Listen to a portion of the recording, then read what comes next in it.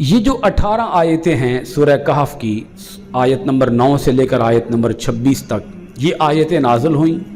نبی پاک علیہ الصلوۃ والسلام نے انہیں واقعہ سنایا۔ مفسرین کے درمیان اختلاف ہے، بعض کہتے ہیں کہ یہ حضرت عیسیٰ علیہ السلام کے زمانے سے بھی پہلے کا واقعہ ہے۔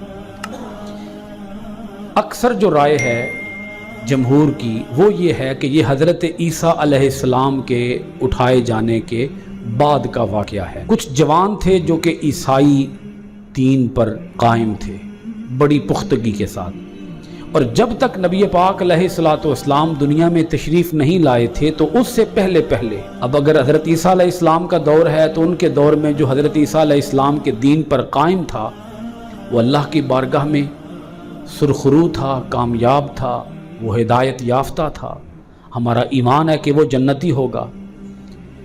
تو یہ جوان تھے جو کہ حضرت عیسیٰ علیہ السلام کے دین کے پیروکار تھے، دین کے کاربند تھے، اور بت پرستی کی طرف یہ بالکل ایک ذرے کے برابر بھی مائل نہیں تھے، خالصتاً توحید پر قائم تھے، اللہ کو مانتے تھے، اللہ کی عبادت کرتے تھے اور سختی سے اپنے دین کے اوپر ڈٹے ہوئے تھے۔ حضرت عیسیٰ علیہ السلام کے دنیا سے اٹھائے جانے کے بعد، یا آپ کو جب آسمانوں کی طرف اٹھا لیا گیا، سلطنتیں بدلتی رہیں، حکومتیں بدلتی رہیں۔ ایک رومن ایمپائر تھی جس کے بادشاہ کا نام تھا ڈیسیسس، اور اس کو اردو کے اندر دقیانوس کہا گیا ہے۔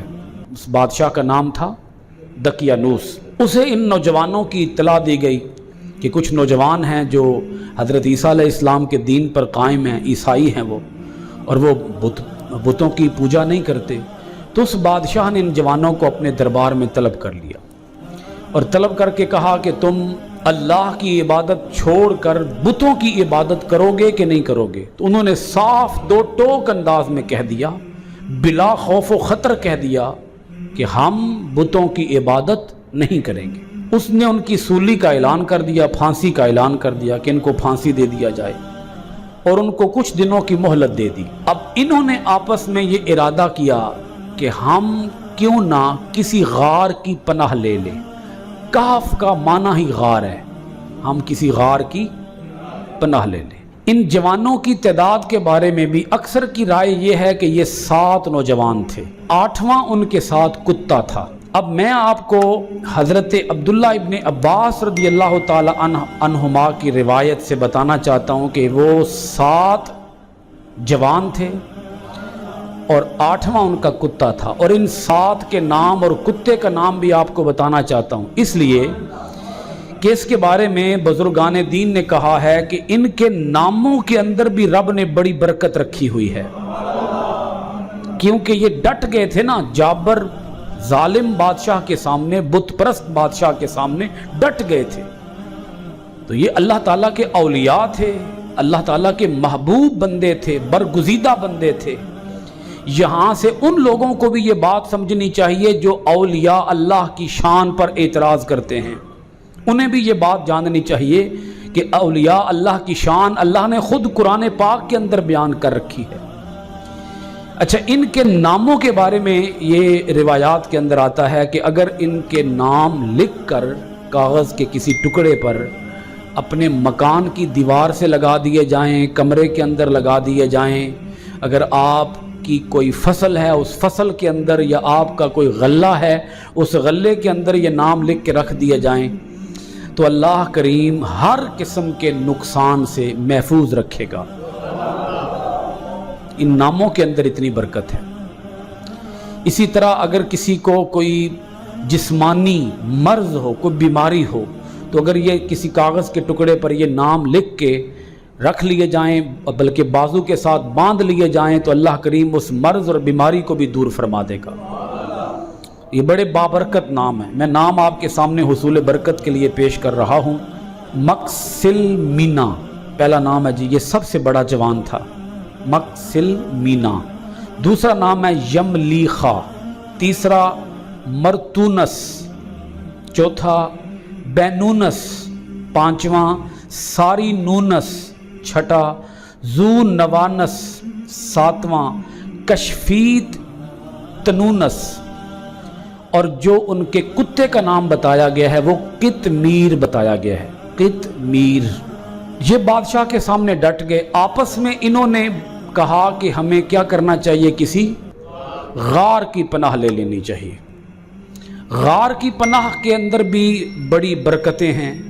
آپ دیکھیں نبی پاک علیہ الصلوۃ والسلام پر پہلی وحی اللہ پاک نے غار کے اندر نازل فرمائی ہے۔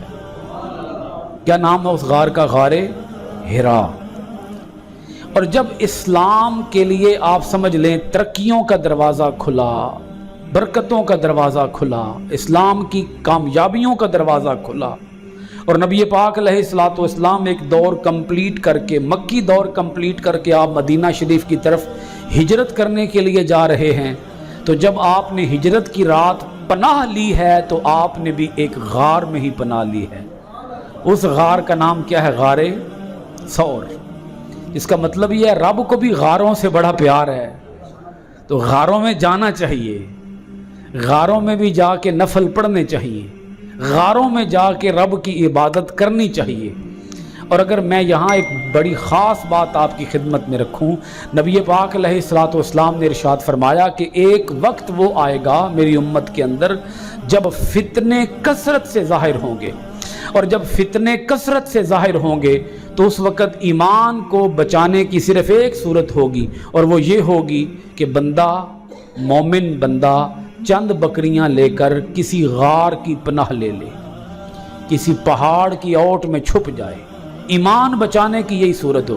آج اس وقت بھی ایمان بچانے کی یہی ایک صورت باقی رہ گئی ہے۔ اگر آپ دیکھیں یہ دور فتنوں کا دور ہے۔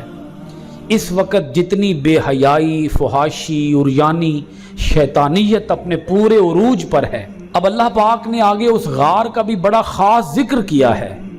وہ رب فرماتا ہے کہ ہم خود ان کو تھپکی دیتے رہے، اور ہم نے تھپکی دے کر انہیں سلائے رکھا۔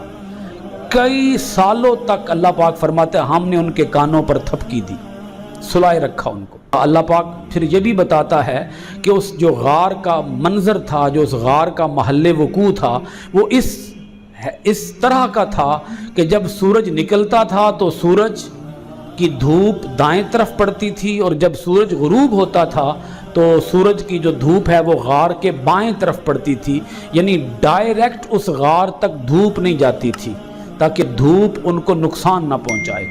تازہ آب و ہوا اندر جاتی تھی لیکن ڈائریکٹ دھوپ وہاں نہیں پہنچتی تھی۔ اللہ پاک فرماتا ہے کہ ہم نے ان کو سلائے رکھا، 309 سال تک ہم نے ان کو سلائے رکھا۔ حکومت بدل گئی، دور بدل گیا۔ اب جو بادشاہ تھا 309 سال کے بعد جو بادشاہ تھا اس کا نام بتایا گیا ہے تھیوڈریس۔ تو وہ جو بادشاہ تھا وہ عیسائی دین پر قائم تھا، نیک تھا، اور حضرت عیسیٰ علیہ السلام کی شریعت پر کار بند تھا۔ اچھا، اس کے دور میں ایک فتنہ کھڑا ہو گیا۔ اس بادشاہ کے دور میں 309 سال کے بعد کی بات ہو رہی ہے۔ فتنہ یہ کھڑا ہو گیا کہ کچھ لوگ تھے جو قیامت کا انکار کرتے تھے، باس بعد الموت کا انکار کرتے تھے، دوسری بار زندہ ہونے کا، موت کے بعد دوبارہ زندہ ہونے کا، دوبارہ اٹھائے جانے کا انکار کرتے تھے۔ اب وہ جو بادشاہ تھا وہ نیک تھا، وہ مصلی بچھا کے رب کی بارگاہ میں التجائیں کرتا، دعائیں کرتا، اے باری تعالیٰ مہربانی فرما، کوئی ایسا عظیم کام دکھا دے، کوئی محیر العقول واقعہ دکھا دے جو عقلوں کو حیران کر دے، اور جس سے یہ بات ثابت ہو جائے کہ انسان مرنے کے بعد دوبارہ زندہ ہو سکتا ہے۔ کوئی ایسا واقعہ دکھا دے۔ وہ اللہ کی بارگاہ میں التجائیں کرتا۔ ادھر 309 سال کے بعد اللہ پاک نے ان نوجوانوں کو جگایا۔ وہ رب خود فرماتا ہے کہ ہم نے انہیں سلائے رکھا اور پھر ہم نے انہیں جگایا۔ جب جگایا تو وہ آپس میں اٹھ کے گفتگو کرنے لگے، بھئی ہم کتنا سوئے ہیں۔ انہیں تو وہم و گمان بھی نہیں تھا کہ ہم سالوں، کئی 100 سال ہم سوئے رہے ہیں۔ تو ایک نے کہا کہ ایسے لگتا ہے جیسے ایک دن ہم سوئے ہیں، ایک نے کہا نہیں ایسے لگتا ہے جیسے دن کا کچھ حصہ ہم سوئے ہیں، کیونکہ جب وہ غار کے اندر گئے تھے تو اس وقت سورج جو تھا وہ طلوع ہو رہا تھا، اور جب جاگے تھے تو اس وقت سورج غروب ہو رہا تھا، تو انہیں ایسے ہی لگا جیسے ایک دن یا ایک دن کا کچھ حصہ، آدھا حصہ گزرا ہے۔ تو جو ہی جاگے انہیں بھوک لگ گئی، تو ان میں سے ایک نے کہا جاؤ بھائی بازار سے کھانا لے کے آؤ، بھوک لگ گئی ہے۔ اب یہاں یہ بات بھی بڑی توجہ طلب ہے کہ 309 سال وہ سوئے رہے، انہیں بھوک نہیں لگی، جب بیدار ہوئے تب بھوک لگ گئی۔ 309 سال اللہ نے انہیں سلامت رکھا ہے، صحت مند رکھا ہے، توانا رکھا ہے، بلکہ رب فرماتا ہے کہ ہم ان کی کروٹیں بدلتے رہے، ہم ان کے پہلو بدلتے رہے تاکہ کہیں وہ تھک نہ جائیں، ان کے جسم کہیں خراب نہ ہو جائیں۔ ہم نے ان کو سلامت رکھا، صحت مند رکھا، توانا رکھا۔ وہ رب، اس کا مطلب یہ ہے کہ انہیں 309 سال تک خود کھلاتا بھی رہا، پلاتا بھی رہا۔ یہ اولیاء کی کرامت ہے، بولیے اولیاء کی کرامت ہے۔ اور یہاں یہ بات بھی غور طلب ہے کہ اللہ پاک نے ان کے کتے کا بڑا خاص ذکر کیا ہے کہ غار کے دہنے پر، غار کی دہلیز پر کتا اپنے بازو، اپنے ہاتھ پھیلائے بیٹھا رہا، اور کتا بھی ایسے بیٹھا رہا جیسے جاگ رہا ہے۔ 309 سال تک وہ بھی بیٹھا رہا، اور اللہ پاک نے ان کا بھی ذکر کیا ہے کہ وہ اندر تھے سوئے ہوئے، مگر اگر کوئی دیکھے تو ایسے لگے جیسے وہ بیدار ہیں، تھے سوئے ہوئے، مگر ہم نے ان کو ایسے بنائے رکھا کہ کوئی دیکھے تو ایسے لگے جیسے وہ بیدار ہیں۔ کتا ہم نے بٹھائے رکھا، اس کی وحشت ہم نے لوگوں کے دلوں پر قائم رکھی، اس کتے کی وحشت کہ کوئی اندر غار کے اندر نہ جائے۔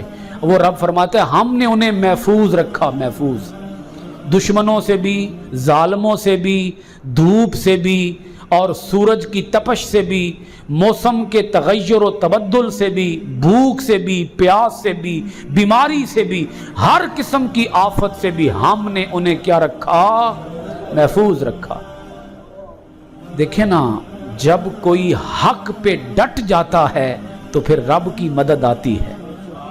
جیسے نبی پاک صلی اللہ علیہ وآلہ وسلم، آپ نے بھی غار کی پناہ لی ہے، بولیے نا، کس کی؟